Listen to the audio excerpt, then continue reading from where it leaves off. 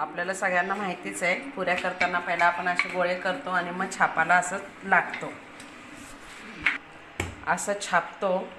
छापल्यामुळे आता पीठ किती उरलं बाजूने, त्याच्यामुळे आपल्याला डबल काम होतं. त्याच्यामुळे आता आपण एक न्यू ट्रिक मी तुम्हाला दाखवते पुऱ्या करायचे कसे ते. त्याच्यामुळे पीठ पण असं वेस्ट उरणार नाही आणि आपल्या पुऱ्या पण पटपट होतील.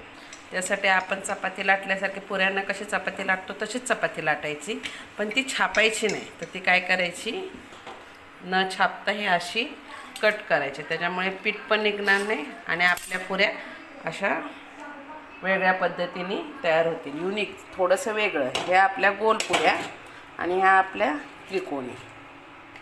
ह्या पण बघायला किती छान वाटतात, ह्याने आपल्या गोल पुऱ्या. पण ह्याला पीठ उरतं, ह्याला पीठ उरत नाही. असं कोणी कोणी केलं आहे ते कमेंट करून सांगा. आणि व्हिडिओ आवडल्यास लाईक, शेअर आणि सबस्क्राईब करायला विसरू नका.